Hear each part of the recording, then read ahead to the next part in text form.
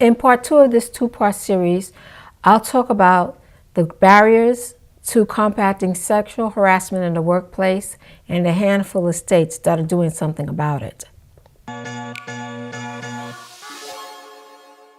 Hello, good people. My name is Janiece and welcome to Dignity, the channel that illustrates how human rights impacts our daily lives. If you're new here, welcome, and ask you to please consider subscribing. So in the first part of this series, I provided you with a story about my own personal experience with workplace sexual harassment and how I chose to resolve it. I also talked about the general definition of sexual harassment, the legal definition, and the significance of the Me Too movement in establishing a nexus between sexual harassment and sexual discrimination. And then I concluded with the most pervasive patterns in which sexual harassment in the workplace occurs.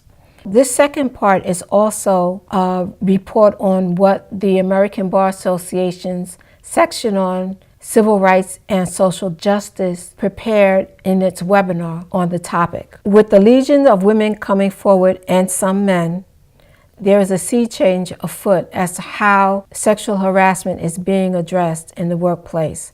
First of all, people who are harassed not only have to concern themselves with the ramifications of will I have a job, will I be blacklisted, what's going to happen to me, but also when they want to speak up, they have to consider that if they have a mandatory arbitration clause in their contract, then they exhaust the administrative remedies, meaning arbitration.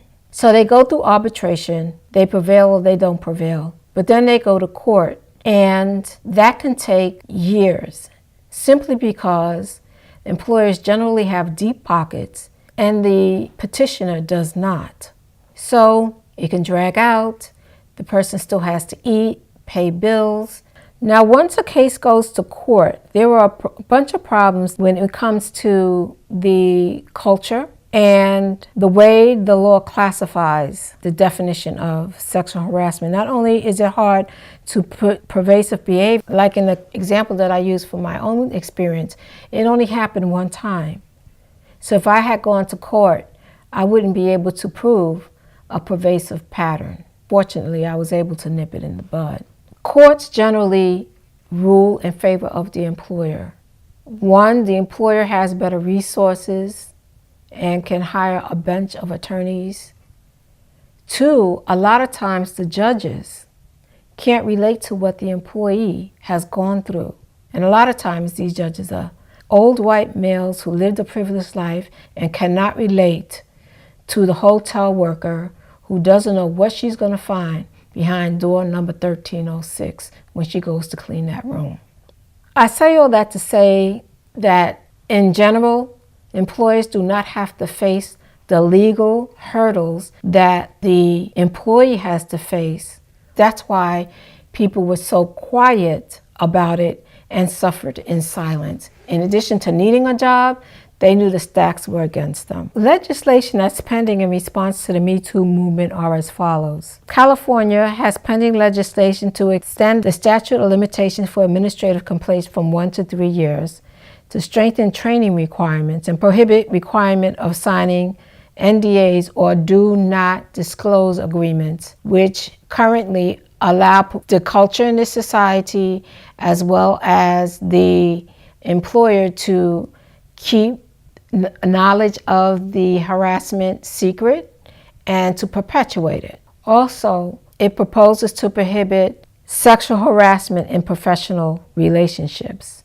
An example of some pending legislation in Pennsylvania are as follows: to create uniform policies and procedures regarding sexual harassment in the Pennsylvania General Assembly, prohibits DNAs as a condition for invoking complaint process, but does not prevent voluntary agreements, including DNAs in settlement of a complaint or civil action. So in other words, people who complain about harassment, if they want to settle, they would not be obligated to sign a non-disclosure agreement to keep information about the harassment secret.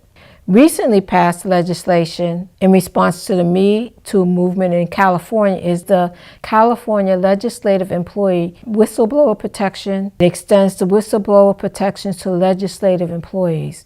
In New York, the perpetrator has to reimburse the state of funds that it pays to victims. We also have a mandatory training policy in New York, and as of April of this year, New York requires annual sexual harassment training and adoption of a model policy on sexual harassment similar to mandatory training that takes place regarding the EEOC laws. New York State, as of April of this year, bans NDAs and settlements involving sexual harassment except at the election of the complainant. Again, in order to settle a case out of court, one is not obligated to sign the NDA unless they choose to. And it bars mandatory arbitration clauses for sexual harassment claims, which means having to exhaust one's administrative remedies will not be an issue.